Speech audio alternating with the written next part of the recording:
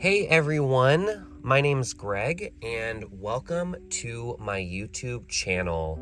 I am starting this channel because I have some really big financial goals for 2024, but I've always had a really hard time holding myself accountable, and so I figured, why not put my whole financial situation out there on YouTube so that the whole internet can judge me if I don't do what I said I was gonna do. And so for my financial journey, I'm gonna make another video about what my financial goals are for 2024, but I'll start off by saying that I will be following Dave Ramsey's 7 baby steps.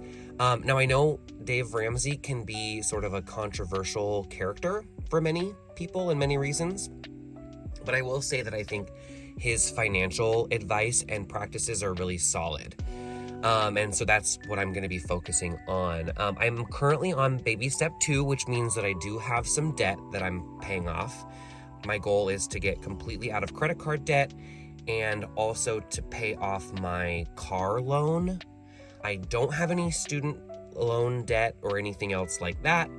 And I also don't have a mortgage. But typically baby step 2 would just be paying off student loans, credit cards, things like that, and you would focus on your mortgage in a later baby step. If you're not already familiar with the 7 baby steps, there are about 1,000 videos out there on YouTube, and so check out one of those after this video so you can get more familiar with the baby steps. But in this video, I'm going to be going over my January budget. It's already near the end of the month, and my budget's just about wrapped up, but I do have about $40 left over to get me through the next couple days until I receive my next paycheck, which will start my February budget. In the future, I do plan to make a budget before the month starts, and then I'll do a recap video each month of how the month actually went. But before we jump into my budget, I think I need to take a minute to explain my paychecks. I am a flight attendant for a major US airline, and we aren't paid like your traditional 9-to-5 job. You're probably noticing and looking at my screen that my paycheck 1 is literally half of my paycheck 2, and that's because each month we receive a small advance paycheck, and then later in the month we receive the rest of our income plus any extra hours we worked, plus things like per diem that we get paid. And so my paycheck 2 is typically bigger than paycheck 1. And if you work a lot like I do, I generally receive quite a bit of extra hours and also like $600 to $700 a month in per diem. So that really adds up and adds a little bit of an extra chunk of money in that second paycheck. The one last thing that's a little bit interesting is that at my company, we do some in-flight sales promotions, and I receive that bonus money in my advance paycheck, so paycheck 1. I didn't do quite as well in the month that got paid out in my January paycheck. It was a little bit low for me, and so I rolled over some money from my December budget to help kind of offset that low check. Typically, I like paycheck 1 to be a lot closer to about $2,000. All right, so let's go ahead and jump into it. As you can see, I had about $4,486 that I had to work with in the month of January. My first line item is tips. This includes tips that we give to our van drivers that drive us to and from the hotel and to the airport. As flight attendants, we always tip our van drivers. I also include the tip that I give my barber each month when I get my hair cut. And this also will include like tips at Starbucks or Dunkin' Donuts or whatever. $30 is actually low for the month. I think the reason why it was low is because I had some extra cash in my wallet that rolled over from December. So I just used that as part of my giving as well. I am contributing money to my emergency fund, and so in January I contributed $150. My rent is $1,174.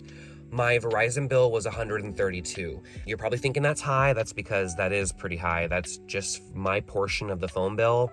I did have a cell phone that I was paying monthly installments, a watch that I was paying monthly installments, an Apple Watch, and also a data line for my Apple Watch. I am in the process of switching to T-Mobile. I'm going to be getting rid of all of that extra nonsense, and my bill is going to go down to about $66 a month. But we're squarely in the middle of that transition right now, and so for now, I'm still paying Verizon. T-Mobile is also going to start paying for my Netflix, so we'll talk about that in a second. So currently, my phone bill is $132 per month. My utilities for the month of January were $45.50. In household miscellaneous, that's like Target, toiletries, toilet paper, things like that. I budgeted $56.13. A little bit of an odd number this month, just as I'm kind of getting started. I do have $16.13 left over in that line item in case I need to get anything from Target. For gas, again, it's a little bit of an odd number. It is the end of the month, and so I had budgeted $100. I ended up only spending $91.64. I live in North Carolina, and we have to have our cars inspected annually, and then we pay personal property taxes on them. I had expected that I was gonna have to pay for an inspection. It ended up being free because it was technically a re-inspection, and then I paid my personal property taxes in the amount of $281.90. Groceries, again, an odd number. I would normally budget $375 for the month. No, I'm sorry. I would normally budget $350 for the month. This month I have $321 set aside, and I've spent $304. So I've got a little bit of money left over there. Eating out would normally be $150 for the month. I, for some reason, have $159 budgeted, and I've got a couple dollars left over there. Under the personal category, I have $150 that I give myself each month to spend on things that come up. I never know if I'm going to need something for my job, for a trip that I'm going on, just different things that pop up throughout the month. So I do allow myself a little bit of spending money. The line item that says Munchkin money, that's my cat. I have a cat named Munchkin. She is 8 years old, and she is really just a cool little kitty cat. And so I do usually set aside $80 a month or $40 per paycheck to go for things that she needs. This month I spent $63.87. My haircut is $30.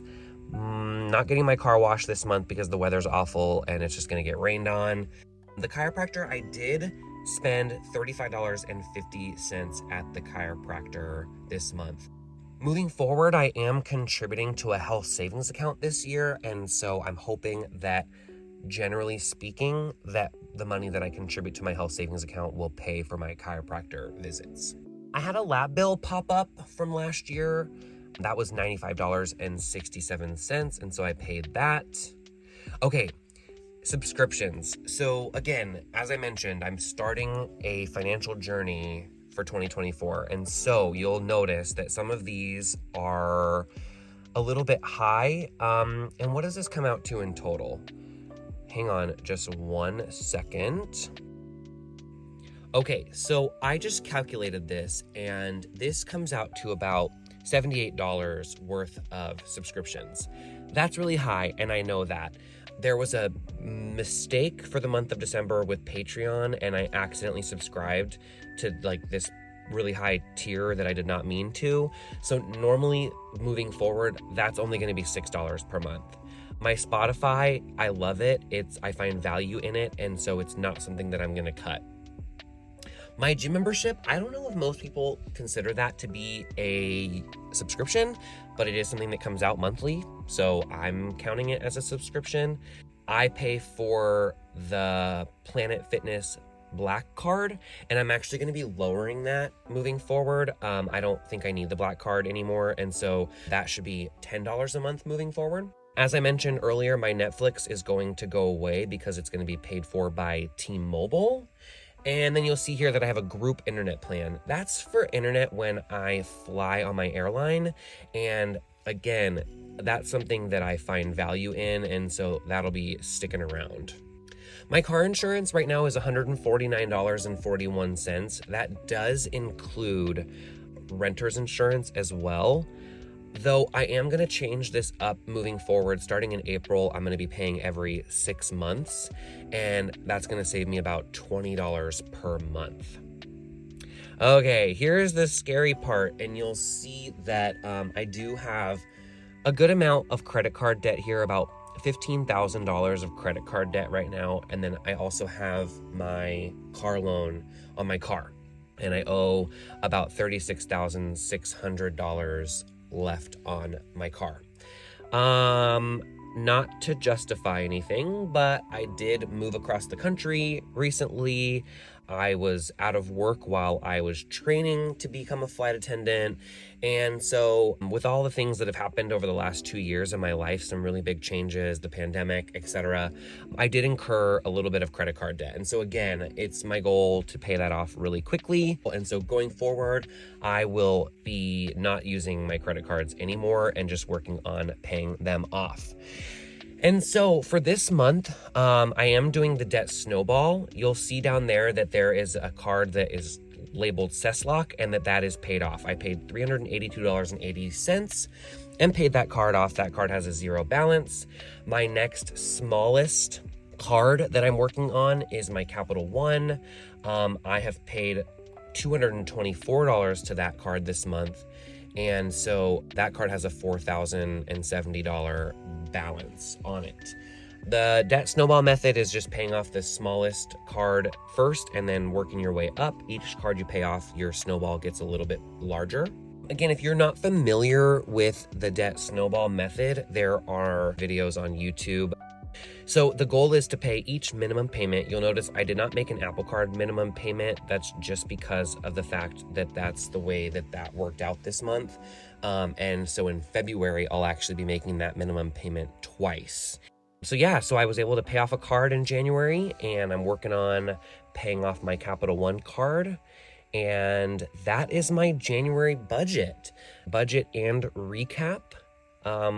If you have any questions about the baby steps, if you have any questions about the debt snowball method, or just questions about my crazy income and the way that it works, please leave a comment down below. Also, if you just want to have a buddy in your financial journey, maybe you have some debt, maybe you are just trying to make some moves financially in the year of 2024, subscribe to my channel and hopefully we can go on this financial journey together. Until next time, guys, thanks so much for watching. I'll see you later.